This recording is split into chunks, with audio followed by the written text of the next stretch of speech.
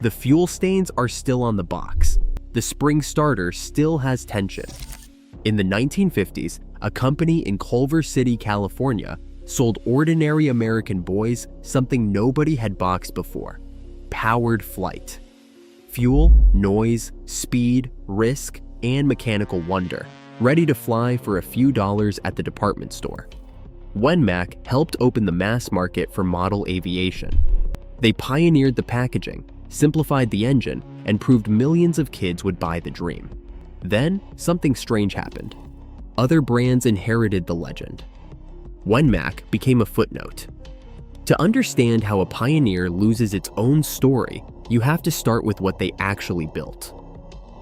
A few blocks from the Hollywood studios, inside a low-roofed building thick with the smell of hot resin, the McCroskey brothers were doing something most manufacturers thought impossible. They were making airplane bodies, fuselages, wings, tails, out of plastic, not metal or balsa, and doing it for a fraction of the usual cost. The secret was not just the material, it was the mold. Instead of spending $5,000 or $10,000 on hardened steel dies, the McCroskeys used a method called lost core molding. Their molds, often aluminum and sometimes even wood, cost less than $1,000 each. After each shot, a soft core could be dissolved or broken out, ready for the next cycle. It was fast, flexible, and cheap. This was not just thrift, it was a calculated gamble. In the early 1950s, the price of entry for powered flight, real engine-driven flight, not gliders, remained high.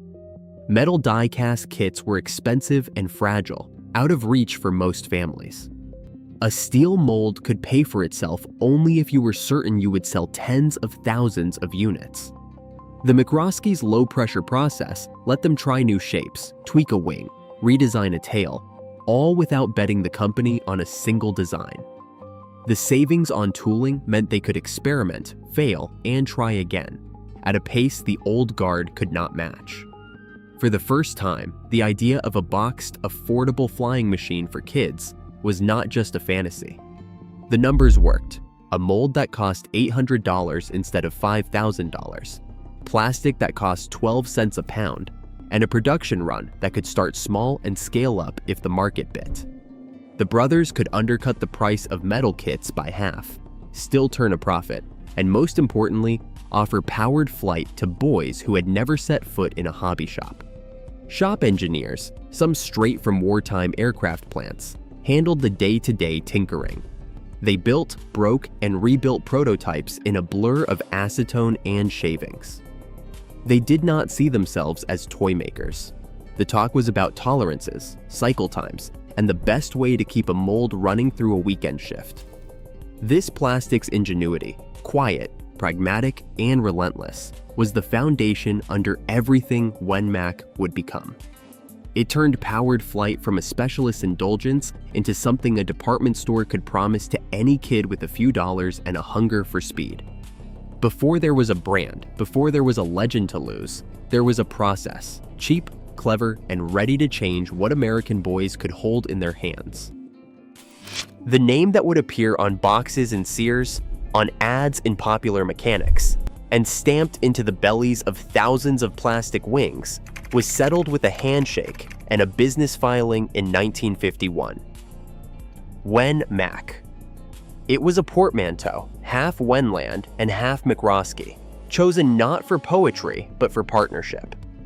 Adolf Wendland, a German-born plastics engineer with a knack for small engines, brought technical credibility and a network in the hobby trade. The McCroskey brothers brought the shop, the process, and the relentless push for scale. Together, they registered the Wen-Mac trademark that year, betting that a combined name would sound both modern and trustworthy to parents, and just exotic enough to spark a boy's curiosity. The partnership was brief in person but enduring on paper. Wendland would leave within a few years, but the name stuck, already woven into catalogs, packaging, and the first run of advertising. It was a brand built to sound like a manufacturer, not a tinkerer, a company that could promise not just a clever product, but a new kind of promise: powered flight, boxed and ready to go, for the price of a Saturday's allowance. The timing was deliberate. In post-war America, the word Mac called up a sense of reliability, a family business with a handshake guarantee. Wen gave it a touch of the foreign and technical, the sense that something innovative was happening behind the factory doors. The trademark, filed in 1951 with the state of California, would become the public face for everything that followed, including the Aeromite, the Sky Scout, the pull cord starter, and the window box package that turned hardware into desire. Boys didn't know the story behind the name. They knew the box, the logo, the promise that this was not a kit to be built in secret, but a machine to be flown in the open. Wen-Mac's identity was forged in that gap between shop floor ingenuity and retail bravado. It was a brand that let a kid walk out of a department store holding the future in his hands. An airplane that could really fly, with the name Wen-Mac pressed into the plastic as proof that flight belonged to everyone, not just the lucky few. In 1952, Wen-Mac put something on the shelf that most American boys had never seen. A powered airplane, fully assembled, waiting behind a sheet of clear cellophane. No glue to mix, no plans to decipher, no hours spent puzzling over balsa ribs and dope. The Aeromite arrived as a finished machine, engine mounted, propeller fitted, fuel tank in place. The promise was simple and radical: take it home, fuel it up, and fly. This was the ready-to-fly dream, boxed and branded for the department store counter. For families used to kits that demanded skill and patience, the Aeromite's instant readiness felt like a glimpse of the future. The box itself became a kind of stage. Through the window, a boy could see his airplane, not a pile of parts, but a real, complete flyer. The graphics shouted speed and action, but the real message lay in the plastic. You could have this now. No waiting, no building, no grown-up help required. The no assembly needed claim splashed across magazine ads in 1952 and 1953 was more than hype. It was a new way of thinking about what a model plane could be. This shift was not just technical, it was emotional. The Aeromite did not ask for trust in a brand or a blueprint. It offered proof, right there on the shelf. Any boy who could talk his way into a Saturday's allowance could walk out with powered flight in his hands. In the language of the era, Wen-Mac sold not a toy, but an experience, noise, speed, risk, and the smell of nitro fuel, all ready to go. The airplane came with a starter kit, and sometimes a tiny bomb release lever for mock dogfights in the schoolyard. The box was a portal, turning a shopping trip into the first step of an adventure. The retail psychology was as important as the engineering. Wen-Mac's packaging was designed for the end cap, the high-traffic shelf where a boy's eye would land and linger. Department stores like Sears and J.C. Penney gave prime spots to these window-boxed planes, betting that the sight of a finished Aeromite would turn browsers into buyers. And it worked. Industry reports from the mid-1950s show a surge in sales for ready-to-fly models, with Wen-Mac's clear window packaging credited for a measurable boost in impulse purchases.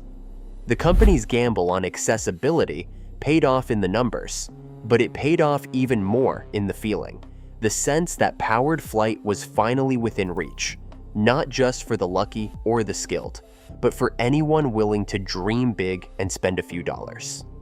For a generation of American boys, the Aeromite was not just a product. It was a rite of passage, a gateway to the world of fuel, engines, and flight.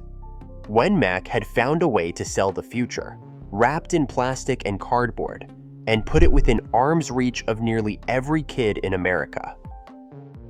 The clear window box was more than packaging. It was a sales engine. A department store end cap in 1954 might have carried a dozen different toys, but only one let a boy see the real thing: a finished, fully assembled airplane shining behind cellophane. The Aeromite did not hide behind artwork or promises. It stared back, propeller gleaming, engine visible, ready for action. For retailers, this was a revelation. The The psychology was simple and ruthless. Boys did not just want a model, they wanted proof. The window delivered it instantly, bypassing the skepticism that came with cardboard kits and cryptic instructions. It turned the shopping aisle into a runway, and the end cap into a launch pad. Store managers noticed. Internal sales memos from Sears and JCPenney in 1955 recorded a sharp uptick in sell-through rates for Wen-Mac's window-boxed planes compared to traditional packaging. Oral histories from former sales staff recall a figure 23% higher sell-through for window-boxed Wen-Mac planes, averaged across a dozen major chains. In the first 12 months after the packaging change, Wen-Mac's monthly unit sales jumped from about 1,200 to nearly 1,800 kits, a 50% increase. The box was not just a container, it was a billboard, a promise, and a dare. End cap strategy mattered just as much as the window. Retailers fought for those high-traffic shelf spots, knowing that products placed at the aisle's edge could move 30% faster than those tucked away in the middle. Wen-Mac's bold graphics and transparent display made it the perfect candidate for these premium positions, and chain buyers took notice. The company's own sales reports, archived in the Southern California Business Archives, point to a direct link between end cap placement and production strain. As soon as the window box hit the end caps at Sears, Wen-Mac's engine suppliers could not keep up. By late 1955, the company was facing shortages not because demand had dried up, but because the window box had turned desire into action at a scale no one had anticipated. For a generation raised on look but don't touch, the clear window box was a loophole. It let boys imagine the moment of flight before they ever left the store. The promise of powered flight was no longer something to be assembled or dreamed about. It was right there, waiting behind glass, as close as a parent's nod or a few crumpled bills. The numbers told the business story, but the real impact played out in the eyes of every kid who stopped, stared, and started to believe that flight could be his right now. The window box did not just lift sales, it lifted expectations, and for a while, it lifted Wen-Mac above the crowd. The trouble began with a shortage, not a failure. Wen-Mac's window-boxed planes were flying out of stores, but the little engines that powered them could not keep up. For months, the McCroskey brothers had relied on outside suppliers, Cox, Mikado, and Lionel, to deliver the 0.049 engines that brought the Aeromite to life. But by late 1955, the supply chain snapped. A furnace fire at Cox's foundry in Ohio, missed shipments, and a backlog of orders left Wen-Mac's assembly line at risk. Department store buyers wanted stock for Christmas, but there were not enough engines to fill the boxes. The promise of powered flight, so close, so visible in every store window, suddenly hung by a thread. Inside the Culver City plant, the mood shifted from pride to urgency. The brothers needed a fix, not a patch. They found it in Bill Atwood, a former aircraft mechanic with a reputation for solving problems that others could not. Atwood was not a toy man. He was an engineer who had built and raced full-size engines before turning his attention to the miniature. The hiring paperwork, dated March 1956, gave him a clear mandate: design a reliable, low-cost 0.049 engine that Wen-Mac could build in-house, at scale, and on time. Atwood's approach was pure pragmatism. He started with a brass cylinder and a steel crankshaft, heavy enough to survive rough hands and rougher landings. The carburetor was simple, tuned for the 10% nitromethane fuel that gave the Aeromite its signature sound. Every part was designed for mass production, not just performance. Atwood's notes, preserved in the company archive, show sketches of lost core molds and assembly jigs, tools that echoed the McCroskey philosophy of cheap, flexible manufacturing. The first prototype ran on the test bench in early summer, and by October 1956, Wen-Mac's own 0.049 engine was rolling off the line. The numbers told the story. The in-house engine cost $1.85 to produce, about 30% less than the best price Wen-Mac had ever paid for a Cox import. Production ramped from 100 engines a week to 1,000 a day within months. By 1964, the plant was turning out nearly 6,000 engines every day, with a dedicated test bench running 15% of the output to catch any duds before they reached a store shelf. The cost edge was real, but so was the sense of control. For the first time, Wen-Mac could promise not just a box and a wing, but the power plant inside, a complete homegrown flying machine. Atwood's engine was not perfect. Some hobbyists found it less powerful than the competition, and the earliest runs had quirks that only a kid with a wrench could love.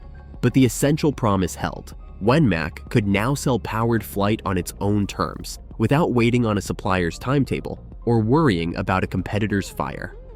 The patent for Atwood's design, filed in July 1956 and granted the following year, listed both Atwood and Wland and McCroskey as co-inventors, a partnership of shop and engineer, plastics and steel, working toward the same goal. Momentum returned. The Aeromite and its siblings could ship in volume, each box carrying not just a plastic dream, but a real working engine built in the same building as the wing and the tail. The crisis had forced Wen-Mac to grow up fast, to become not just a packager of flight, but a true manufacturer. For a while, the company's future seemed as bright as the polished brass on Atwood's engines. Yet every solution brings its own set of problems. With the engine crisis solved, a new challenge loomed. How to make that power easy to use for a generation of impatient, eager hands. The next invention would need to be as clever as the last, and just as essential. On a workbench in Culver City, with the smell of oil and plastic in the air, a new problem took shape. The planes were ready, the engines were theirs, but the promise of powered flight came with a catch, getting that engine to start. For a boy in 1957, the ritual began with a yank of the starter cord, a move that could turn hope into heartbreak. The original pull cord, borrowed from bigger machines, was simple but unforgiving. Too hard a pull and the cord snapped. Too soft and the engine coughed but did not catch. Warranty bins filled with broken starters. Letters from parents and dealers piled up, each one a small dent in the company's reputation for reliability. The engineers at Wen-Mac, most of them veterans of wartime assembly lines, did not see a toy. They saw a mechanical challenge. They studied the returns, traced the failures, and sketched solutions on the backs of shipping invoices. The answer arrived as a coil of spring steel and a clever cam, the Rotomatic starter. Instead of a loose cord, the Rotomatic housed a spring-loaded mechanism that wound and released with a twist. The cord retracted itself, safe from overzealous hands. The spring delivered just enough force to spin the propeller to life, then slipped quietly back into place. It was a small, almost invisible change, but for the boys who bought Wen-Mac planes, and for the parents who paid for them, it was the difference between anticipation and frustration. Launched in the fall of 1957, the Rotomatic was not just a technical fix. It was a promise kept. The numbers told the story. Within the first year, starter-related returns dropped by 34%. The factory's own records, preserved in a faded ledger, show a sharp fall in warranty claims tied to broken cords and jammed pulleys. For department store buyers, the new starter was more than an upgrade. It was proof that Wen-Mac could deliver on its claim of ready to fly, right out of the box. No more trips back to the store, no more disappointed weekends. The Rotomatic became a quiet guarantee, tucked inside every box, that the dream of flight would not end with a snapped cord. The engineering team took pride in the numbers, but the meaning ran deeper. Every reduction in returns meant more trust at the counter, more repeat sales, more boys walking home with a box that worked. The Rotomatic's patent, issued late in 1957, drew attention from rivals, but it was the factory's quality checks that made the difference. Each unit faced a bench test, 500 pulls, measured for retraction time and spring tension. Any starter that lagged or stuck was scrapped, not shipped. Wen-Mac's sampling policy, testing 15% of production, was rare in the toy business, but it paid off in fewer complaints and steadier sales. Quality mattered. The Rotomatic did not make the planes fly higher or faster, but it made them start. It turned a risky purchase into a reliable ritual. In hobby magazines and Sunday supplements, the new starter was called out as a selling point, and for a while, Wen-Mac was seen as the company that listened. The engineering leap was not glamorous, but it was visible where it counted. In the hands of a boy, on the first pull, the propeller spun, and the promise of powered flight roared to life. Yet even as returns fell and confidence rose, the story was already shifting. The Rotomatic solved one problem, but new pressures, competition, cost, and the creeping influence of corporate owners were lining up outside the factory doors. For now, though, Wen-Mac had delivered on its word. In every box, behind the cellophane, a spring and a cord stood ready to turn hope into action. And for a generation of American boys, powered flight began not with frustration, but with a twist, a pull, and the whir of the Rotomatic starter. Inside the Culver City plant, the hum of production never truly stopped. Day and night, 3 shifts moved through a maze of presses, benches, and test stands. The promise on the box, flight, real, and ready, rested on a factory discipline that was rare for the toy business and closer to what you would find in an aircraft plant. Wen-Mac's reputation and its survival depended on more than clever packaging or a bright logo. It depended on what happened after the molds cooled and the engines rolled off the line. The workforce was a patchwork of skills drawn from every corner of post-war Los Angeles. Some had built bombers at Douglas or Northrop, others were fresh from trade schools, learning to set tolerances down to a hair's width. The shop floor was organized with a precision that belied the product's status as a toy. Each engine, each starter, each finished plane moved from station to station, molding, assembly, inspection, under the eyes of inspectors who measured, weighed, and listened for the right sound. The standard was not perfection, but reliability. A Wen-Mac had to start, run, and fly straight out of the box, or it did not leave the building. Quality assurance was not a slogan, but a system. Out of every 100 engines, 15 were pulled at random for a full test run. The sampled engines were clamped to dynamometers, steel rigs that measured thrust and revolutions per minute, while a technician watched the gauges. The test was simple: run for 30 seconds, hold steady, do not waver. Any engine that stumbled, sputtered, or ran rough was torn down or scrapped.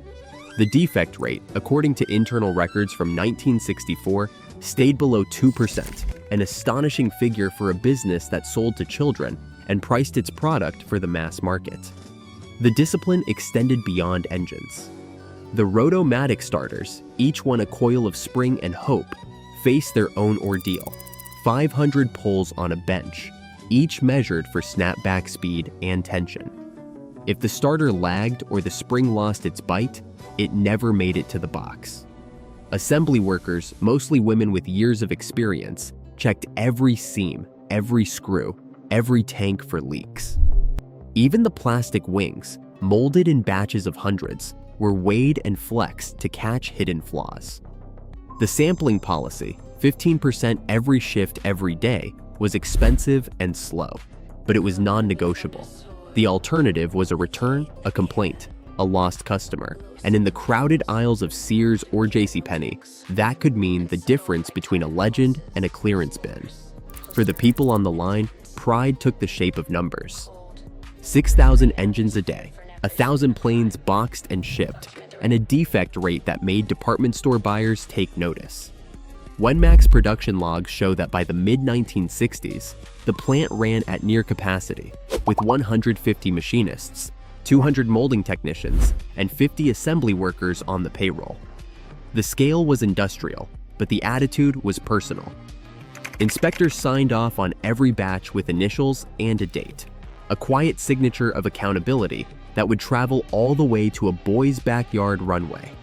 This was not the world of hand-built hobby kits, where a craftsman's touch and a patient afternoon could fix a crooked tail. Wen-Mac's gamble was different, to sell powered flight as a certainty, not a project. The discipline of the factory floor was the invisible guarantee behind every box, a promise that the dream would work. First pull, first flight, first time. The company's willingness to scrap imperfect engines and starters, to absorb the cost of rigorous sampling, set it apart from rivals who cut corners to hit a price point. It was a business logic rooted in the belief that mass production did not have to mean mediocrity. Yet there was an irony at the heart of this discipline. The more Wen-Mac proved itself as a serious manufacturer, the more it attracted the interest of larger players, corporate buyers who saw not just a product, but a process that could be scaled, streamlined, and absorbed. The plant's efficiency, its low defect rate, and its ability to deliver thousands of reliable engines each day became both its badge of honor and, in time, its invitation to a different kind of scrutiny. For now, though, the story was one of pride and precision. A company that promised powered flight and delivered box after box, engine after engine, with the numbers to prove it. By the late 1950s, the Culver City plant was running 3 shifts and flooding the country with boxes promising flight. But outside those factory walls, the ground was shifting. Wen-Mac had built a market, but now the market was attracting bigger players, companies with deeper pockets, national reach, and a different vision for what powered flight could mean to a generation of American boys. In 1959, the McCroskey brothers signed the kind of deal that seemed, on paper, like a reward for years of risk. American Machine and Foundry, AMF, bought Wen-Mac outright. AMF was a sprawling conglomerate, best known for bowling alleys and exercise bikes, now hungry to expand into the booming leisure market. The promise was capital, distribution muscle, and a national sales force. For the McCroskeys, it meant ceding control, but also a chance to see their invention in every department store from coast to coast. AMF's executives arrived with spreadsheets and a mandate to scale up. Product lines were consolidated. Niche models that had once drawn letters from collectors were dropped in favor of the best sellers. The focus shifted from the hobby counter to the mass market aisle. Packaging grew flashier, but the sense of a small company listening to its buyers began to fade. Decisions that once happened around a shop floor workbench now ran through distant boardrooms. The McCroskeys, who had built Wen-Mac with hands-on discipline, found their authority diluted. The Culver City plant kept humming, but the spirit inside changed. The brand that had sold powered flight as a rite of passage was being reshaped into just another product line. On the other side of the market, Cox was ramping up. Where Wen-Mac had pioneered the window box, Cox poured money into television commercials, primetime spots with roaring engines and bright, animated logos. The Cox .049 engine, lighter and cheaper to produce, was bundled with an expanding range of cars, trucks, and slot racers. Hobby shops, once loyal to Wen-Mac, now gave more shelf space to the Cox brand, drawn by aggressive dealer incentives and a flood of marketing dollars. The myth of powered flight, once attached to the Aeromite, began to drift. The sound that echoed in 1,000 backyards was now more often a Cox than a Wen-Mac. The pioneer had become the underdog. AMF tried to answer with its own television blitz, but the message was muddled. The promise of powered flight was now tangled with bowling pins, exercise bikes, and a dozen other AMF ventures. The Wen-Mac name, once a retrieval cue for a Saturday spent flying in the park, began to blur into a corporate portfolio. The product was still there, the box, the engine, the promise. But the legend was slipping away, repackaged and resold under new banners. By 1968, AMF was ready to move on. The Wen-Mac operation was sold to Testor Corporation, the company behind the McCoy line of model engines and Testor's famous paint kits. Testor kept the engine tooling and folded the .049 into its McCoy Testors range. the Wen-Mac name vanished from new boxes. The ready-to-fly planes that had once filled end caps at Sears now became rare finds, passed from collector to collector, their plastic wings bearing the faint imprint of a brand that had once promised flight for everyone. Testers' strategy was pragmatic. They kept the reliable engine, but let the rest fade. The hobby market was drifting away from glow fuel engines anyway. Slot cars, plastic kits, and the first wave of electronic toys were drawing boys indoors.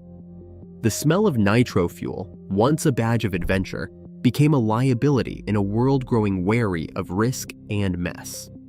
Department stores shifted shelf space to quieter, safer amusements. By the early 1970s, the golden age of powered model flight was waning, and Wen-Mac, now just a line item in a corporate ledger, was nearly gone from public memory. The contrast was stark. Wen-Mac had opened the door, but others inherited the legend.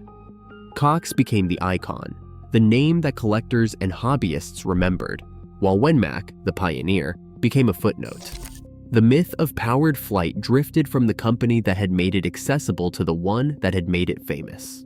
For the boys who once pressed their noses to the window box, Wen-Mac still meant something: the sound, the smell, the feeling of possibility. But in the world of business, memory is not the same as legend.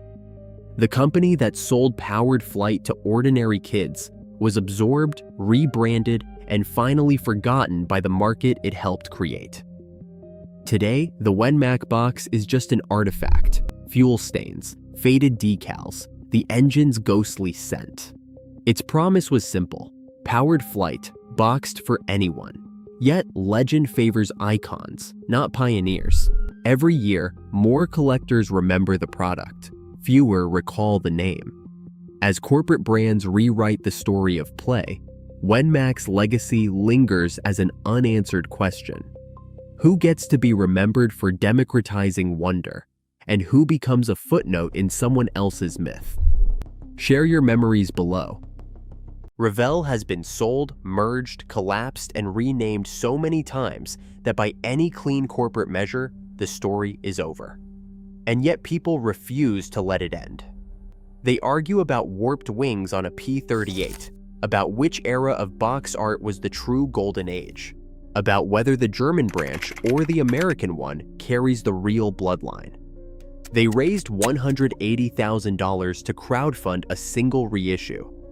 More than 2,300 molds still sit scattered across continents. So here is the question nobody seems willing to answer honestly. Was Revell ever really just a company? Or did it build something into people that a bankruptcy filing simply cannot kill? The first time often begins with a box, glossy and heavier than it looks. The corners slightly crushed from a journey through a dozen hands. There's a faint chemical tang as the lid lifts, a blend of ink, plastic, and the cardboard's dry dust. Runners of shiny parts nestle in a crinkled bag, some loose, some clinging to their frames by the thinnest threads. Fingers pry at the sprue, testing the give, wondering if this is the moment when a piece might snap or bend. The instructions unfold like a map to a secret world, drawn in grayscale lines and cryptic symbols, promising mastery to anyone patient enough to follow each step. For many, that first build happened at a kitchen table, cleared of everything but the kit, a bottle of glue, and a cup of water for decals. The glue's sharp vapor stings the nose, but the ritual is familiar: dab, press, hold. Time stretches and contracts. Minutes spent waiting for a fuselage half to set feel like hours, but the afternoon disappears in a heartbeat. Mistakes are inevitable. A fingerprint in the paint, a crooked wing, a decal torn and patched together with hope. Yet even flaws become part of the memory, a private record of learning and care. Some remember the shop where the box was bought as clearly as the kit itself. Rows of boxes stacked by subject, planes, cars, ships, each a window into a different fantasy. The shopkeeper's advice, the clatter of parts behind the counter, the thrill of choosing a kit that felt just out of reach for your age or skill. Catalogs dog-eared and circled, wish lists scribbled in the margins. The sense that building was more than passing time. It was a rite of entry into a club that spanned decades and continents. Years later, the details blur, but the sensations remain. The snap of plastic, the smell of enamel paint, the hush of concentration. Stories from other builders echo the same themes: frustration, pride, the urge to show someone the finished result. These memories are not just nostalgia. They are the foundation of a loyalty that survives mergers, bankruptcies, and every argument about which Revell era mattered most. In the end, the first build lingers not as a product review, but as a sensory imprint, proof that a brand can become a part of someone's hands, eyes, and sense of possibility. A single price tag can open a lifetime. In the 1950s, a Revell kit sat on a store shelf for less than the cost of a movie ticket, low enough that a child could buy one with saved allowance, and high enough to feel like a real investment. Catalogs listed beginner kits at $1.25, then $2.50, then $6.99 as the decades rolled, but always undercutting the competition. Airfix and Tamiya might offer sharper parts or crisper decals, but their entry kits cost more, and their boxes did not always promise instant belonging. For most families, Revell was the affordable risk, the box you could buy without asking twice, the brand that made a first mistake forgivable. Numbers from trade surveys in the 1960s show that 7 out of 10 new hobbyists named Revell as their first kit. In later decades, the percentage slipped but still hovered near half, even as video games and digital toys crowded the shelves. By the early 2000s, Revell's entry-level kits still sold for a few dollars less than comparable Tamiya or Airfix offerings, sustaining its place as the gateway brand. Market analysts in 2019 found that Revell held 28% of the global plastic model market, outpacing most rivals in the beginner segment. The price anchor mattered: a first kit that cost less than a fast food meal, a box art that looked like an invitation rather than a dare. Yet the numbers only hint at what's at stake. If price and availability made Revell the open door, the brand's reach extended far beyond a single transaction. Hobby shop owners recall that most questions from first-time builders started with a Revell box in hand. Contest records show that for decades, nearly a third of beginner entries bore the Revell logo. Even now, online forums are crowded with posts titled "My First Revell," each one a data point in a pattern that refuses to fade. But these statistics raise a harder question. Did Revell shape the hobby, or did it simply meet a need that would have been filled by someone else? Was the loyalty earned, or just a product of mass market luck? The data draws a line between memory and measurable impact, but it does not settle the argument. Instead, it sharpens the next challenge. If Revell was the gateway, who built the gate, and why do so many still guard it? Louis H. Glazer did not stumble into model kits by accident. Born in Brooklyn in 1917, Glazer spent his first professional years on Madison Avenue, absorbing the logic of advertising at a time when brands were still personal promises. He understood that a product, if presented the right way, could become a rite of passage, an object that carried more than its own weight. When Glazer turned to plastics in the post-war years, he brought this sensibility with him. Revell's first kits were not just toys, they were invitations. The strategy was deliberate. Glazer believed that a model kit should open a door, not block it. His 3-part blueprint drew directly from the playbook of mass-market advertising. First, the 3-part box art, bold and almost cinematic, designed to leap off a crowded shelf.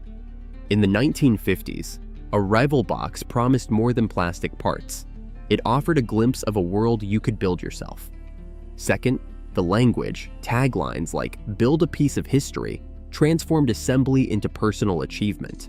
The box did not just describe what was inside, it described who you could become. Third, the tier system. Every kit was labeled beginner, intermediate, advanced, mirroring the trial size logic of consumer goods. The beginner label was not a warning, it was a welcome mat. Internal memos from the early years show how calculated this approach was. In one 1960 document, Glazer pushed for a B-29 kit release 10 weeks ahead of engineering schedule, arguing that the promise of the box art mattered more than perfect tolerances.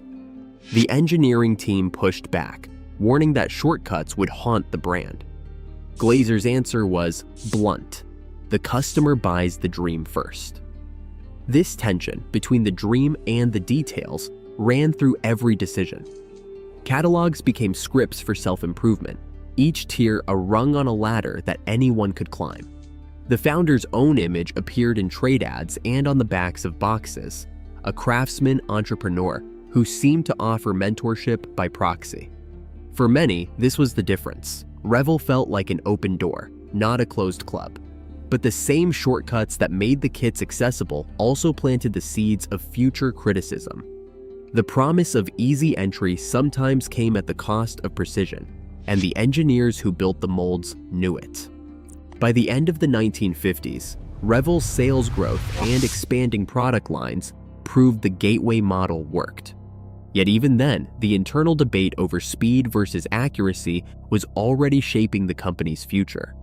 Glazer's blueprint made Revell a household name, but it also set the stage for every argument that would follow about quality, about authenticity, about whether a brand can be both a teacher and a salesman. The gateway was wide, but it was never simple. A Revell box was never just a container. It was a window into another world, painted in bold color and promise. In the 1950s and the 60s, box art became persuasion, an F-86 Sabre slicing through the clouds, a destroyer braving a storm, a dragster caught in a blur of motion. The artists behind these images, Jack Leanwood, Mort Kunstler, and others, often never touched the kits themselves, but they understood the dreams of a 10-year-old staring at a shelf. Their signatures became a quiet password among collectors, as familiar as the Revell logo itself. Printed catalogs extended the spell. Names like Revell Model World and Revell Modellwelt arrived in mailboxes, stacked in hobby shops, or traded between friends. Pages were dog-eared, wish lists scribbled in the margins. These catalogs did not just list products, they mapped out a universe with full-page spreads, exploded diagrams, and staged dioramas that turned every subject into an event. By the late 1970s, over 250,000 copies of the North American catalog shipped annually, with German editions nearly matching those numbers.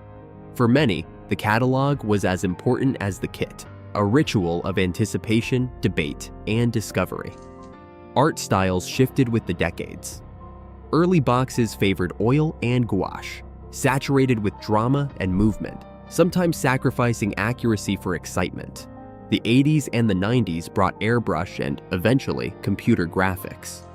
Edges sharpened, details became literal, but the warmth faded. Some builders complained the new look felt sterile, more like an instruction manual than an invitation. As digital PDF files replaced print, the divide deepened. Older hobbyists missed the heft and scent of paper, the sense of ownership in a well-thumbed catalog. Younger fans found their own thrill-hunting digital archives, chasing scans of lost favorites. Box art and catalogs shaped taste, set standards, and built a shared language for the hobby, even as Revell USA and Revell Germany grew apart. The images became a kind of glue, holding together a scattered community. For every complaint about warped parts or missing details, there lingered the memory of a painting that made anything seem possible. That loyalty, forged in paint and print, survived mergers and bankruptcies. But it also set up the next letdown, when the plastic inside failed to match the world on the box. The disappointment could sting as sharply as the original wonder. On the workbench, the promise of a Revell kit could turn brittle. Take the 1/32nd scale P-38 Lightning from the late 1990s. Builders would open the box expecting twin boom symmetry, only to find wing spars warped straight from the sprue. The cause was not a mystery to those who worked the injection lines. Cooling cycles were cut short, plastic shrinking unevenly as molds were pushed for faster output. The result was wings that never quite met, seams that gaped, hours spent bending and bracing parts that were supposed to fit. In the forums, complaints multiplied.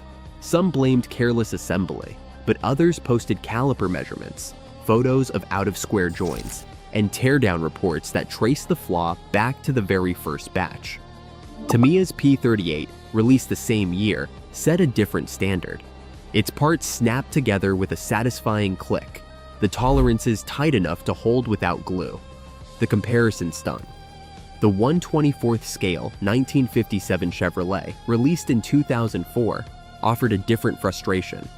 The wheelbase, measured against blueprints and rival kits, ran nearly a centimeter short, enough to throw off the car's proportions at a glance.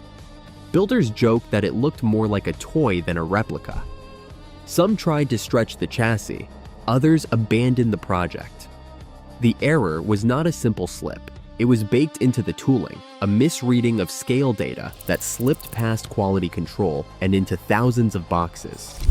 Airfix's take on the same subject, by contrast, matched the original dimensions down to the millimeter.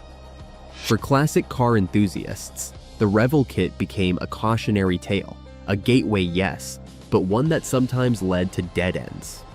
Then there is the 1/570th scale Titanic, a kit that promised history but delivered a hull with missing rivets and misaligned panel seams. Maritime historians called out the omissions, pointing to period photographs and shipyard plans. Some speculated the detail was cut to keep costs down. Others suspected a late-stage design change to match box art deadlines. Edwards' Titanic, released at twice the price, included every rivet, every line of plating, a rebuke as much as a product. Each of these failures has its own technical root: polymer shrinkage, scale conversion error, cost-driven detail cuts. But the pattern is clear. As Revell grew, as molds moved continents and deadlines shortened, the distance widened between the dream on the box and the plastic in the bag. For engineers, these were not just defects. They were the visible scars of a brand stretched thin by ambition, nostalgia, and the realities of mass production. The kits became forensic evidence, each flaw a clue in the story of how a gateway can also be a gatekeeper, and why the arguments over Revell's legacy refuse to end. A number can measure loyalty, but it can also measure loss. In 2005, Revell's Net Promoter Score, NPS, stood at +22, a healthy figure in the hobby world, where even the best brands rarely break +30. By 2013, the number had dropped to +9. The calculation is simple. More builders were warning friends away than recommending the brand. Each point lost was a conversation in a hobby shop, a forum post about a warped wing, a contest judge sighing over a misaligned seam. The slide did not happen in a vacuum. Rivals like Tamiya, Airfix, and Edward held their ground, keeping their NPS above +20 throughout the same years. For many, the numbers confirmed what they had already felt at the workbench. Something had changed, and not for the better. Builders who measured kits with calipers found the gap in plastic too. Revell's part-to-part tolerances in the early 2000s averaged around 0.18 millimeters. Tamiya's were tighter, rarely exceeding 0.07 millimeters. Airfix hovered near 0.10 millimeters, and Edward, with its laser-cut molds, often came in at 0.08 millimeters or less. These differences sound small, but they decide whether a wing snaps into place or needs an afternoon of sanding and shimming. In side-by-side builds, hobbyists posted photos. Revell's Mustang required clamps and filler, Tamiya's clicked together with a dry fit. Even Monogram, often grouped with Revell after the merger, scored better on fit, though it lagged on fine detail. The numbers became ammunition in online debates, each decimal point a verdict on whether nostalgia could excuse frustration. Yet the story is more than a spreadsheet. Revell's reputation was always built on a promise: accessible kits, a low barrier to entry, a sense that anyone could finish what they started. When that promise faltered, when a first-time builder struggled with a warped fuselage or a mismatched chassis, the disappointment ran deeper than a bad review. It was a breach of trust, the kind that lingers long after the glue dries. Meanwhile, Tamiya and Edward turned precision into their own form of magic, raising expectations for what a kit could be. The result was a widening gulf. Revell remained the brand of first builds and fond memories, but rivals became the brands of precision, reliability, and pride. The numbers, the measurements, the forum posts, each one maps a shift from affection to skepticism, but they also map the stakes of fragmentation. As Revell's reputation declined, the brand's identity scattered across continents, product lines, and generations of builders who now debate not just which kit was best, but what the brand itself still means. The argument is no longer about one box or one era. It's about whether a gateway can survive if the gate no longer fits. Revell's story is a tale of two companies sharing a name and logo, but charting separate courses. In California, 1943, Revell USA launched with Highway Pioneers kits, feeding America's appetite for cars and speed. By the 1950s, their boxes promised chrome and jet-age dreams, each kit a ticket to the future. Meanwhile, in post-war Germany, a distributor secured rights to the Revell name and began producing its own kits in Bunde, North Rhine-Westphalia. These German kits, shaped by a tradition of precision, leaned into technical accuracy and historical research, offering a different kind of promise, one rooted in detail and authenticity. From the outset, the two Revells grew apart. Legal filings in the early 1960s formalized the split, and Revell USA held the American trademark while Revell Germany registered its own for Europe. Tooling diverged. A Mustang or Messerschmitt might be molded in California or Bunde, each with distinct quirks and instructions. American kits chased trends, while German releases focused on paint guides, decal sheets, and sometimes reworked US tools to fit metric standards or local regulations. Catalogs told their own stories, and German editions mapped out worlds of Panzer tanks and Luftwaffe aircraft, models that never appeared in American catalogs. Ownership changes only widened the gap. In 1986, Revell USA merged with Monogram, creating a new powerhouse in the States, but leaving the German GmbH untouched. The Revell Monogram logo became a fixture in American stores, while German kits kept their own branding, product codes, and research teams. In 1994, Habeco acquired Revell Germany, adding it to a portfolio that already included Revell USA. For a moment, it looked like the two lines might finally merge. But independence persisted. Tooling remained in its home country, product lines stayed separate, and cross-Atlantic sharing was rare and often uneasy. The illusion of unity collapsed in 2018 when Habeco filed for bankruptcy, forcing the sale of assets on both sides of the Atlantic. German investors stepped in, forming Revell GmbH under Quantum Capital. Legal contracts preserved the split, and trademarks and tooling rights remained distinct, while distribution agreements divided the world into zones. Each side was forbidden from selling the other's kits outside designated regions. Even today, a Spitfire kit might carry a Revell GmbH, made in Germany stamp in Europe, and a Revell Monogram, made in USA label in North America, each with its own part number, packaging, and subtle differences in plastic or decals. Collectors still sort their shelves by origin, debating which lineage offers the better build or truer scale. The dual identity endures, reinforced by decades of legal contracts, tooling migrations, and cultural habits. Revell didn't merge into one story. It split, scattered, and survived as two, each with its own keepers and legacy.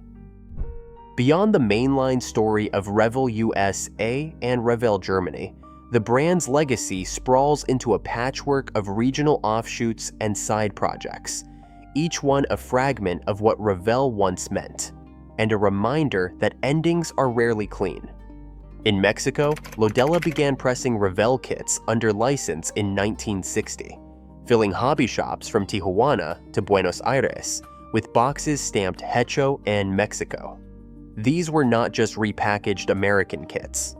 Lodella's catalog grew to include local subjects, Aztec warriors, Mexican Air Force planes, even a few cars that never rolled off Detroit's lines. For 35 years, Lodella kits offered a hybrid identity, part Revell, part national pride, and always a little offbeat. When trade tariffs and shifting tastes shuttered Lodella's doors in 1995, the tooling scattered.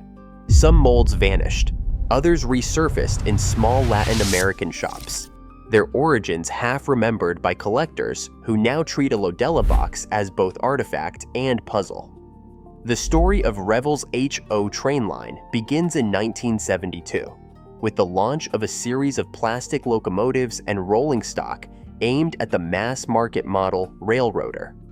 The centerpiece was the Big Boy Diesel, a kit that promised the heft of brass at a price a teenager could afford.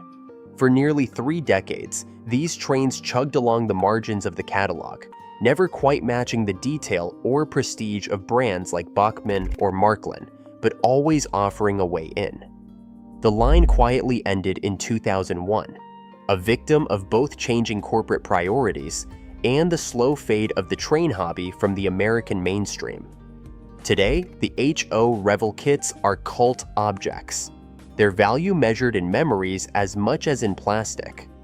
For some, they represent the first step into a world of wiring, scenery, and patient craftsmanship, a gateway that closed almost as quietly as it opened. Then there is the Roth connection, a side chapter that feels like a fever dream from the late 1950s. Ed Big Daddy Roth, custom car builder and counterculture icon, struck a deal with Revell to immortalize his wildest creations in plastic. The Beatnik Bandit, the Outlaw, the Mysterion, each kit was a riot of chrome, bubble canopies, and cartoon excess.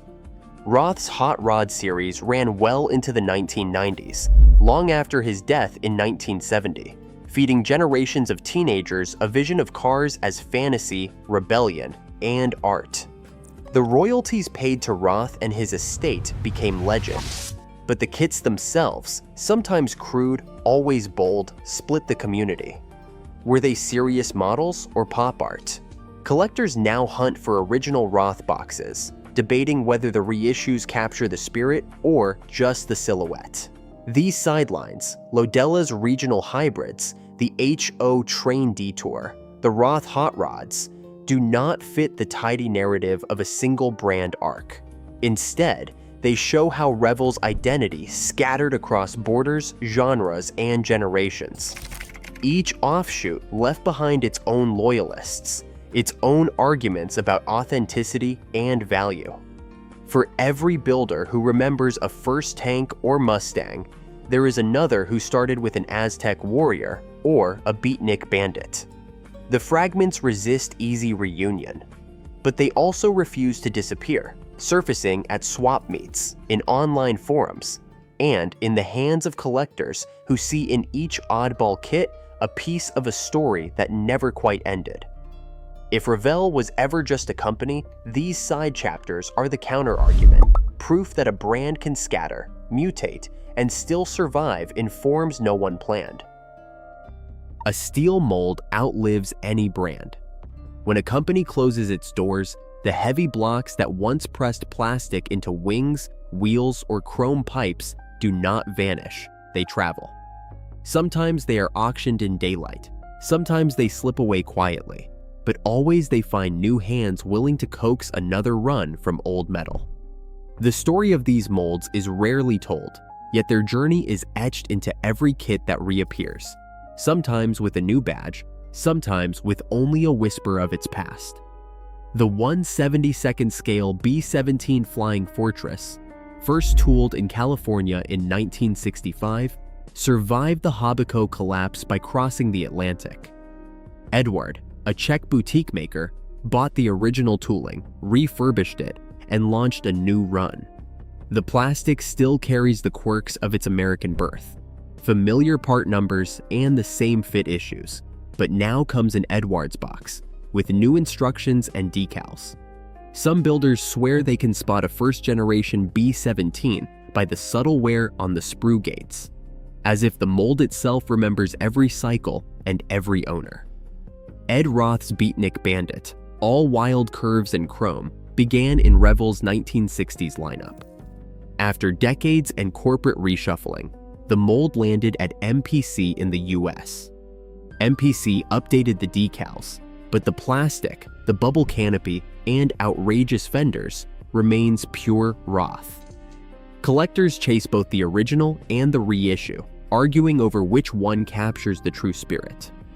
Meanwhile, a small group of British hobbyists working unofficially have recreated the original box art from high-resolution scans, keeping the 1960s aura alive as the tooling changes hands.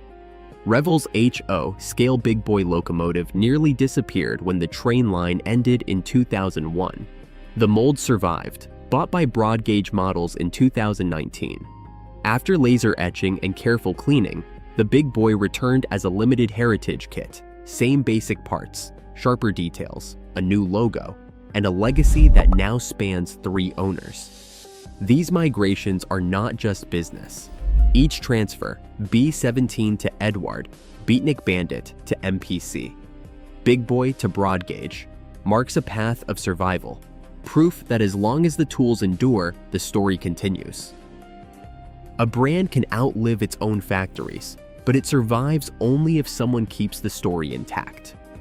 In basements and spare rooms, collectors have become the unofficial archivists of Revell's fractured legacy. John D., a retired engineer from Ohio, has spent 3 decades tracking down every Revell box ever released in the United States. His shelves hold a silent census: chrome-finned Cadillacs, jet-age bombers, even the odd Roth hot rod, each box scanned and cataloged, each variant traced to its origin.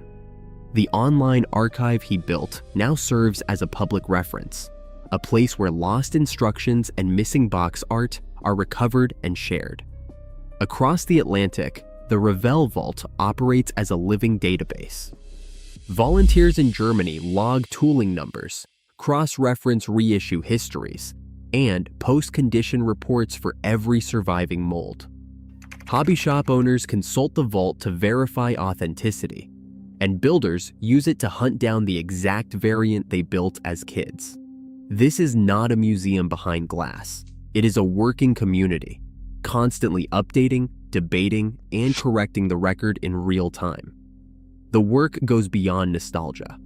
When Revell's corporate future hung in the balance after the Habaco collapse, these collectors stepped forward as stewards of the brand's memory. In 2022, a crowdfunding campaign set an unexpected benchmark: $180,000 pledged by modelers worldwide to reissue the 1/72nd scale B-52 Strato Fortress. The campaign's success wasn't just about getting another kit on the market. It was a collective act of preservation, proof that a scattered community could rally around a piece of shared heritage. These efforts are not about defending Revell's reputation or denying its flaws. The custodians are often the brand's sharpest critics, cataloging every error, every missing decal, every warped part. But their work is a form of care, an ongoing negotiation between affection and accuracy. In the hands of these archivists, Revell becomes more than a trademark or a product line. It becomes a living archive, a story that refuses to end, kept alive not by corporate mandate, but by the stubborn, generous work of people who remember what it meant to open that first box.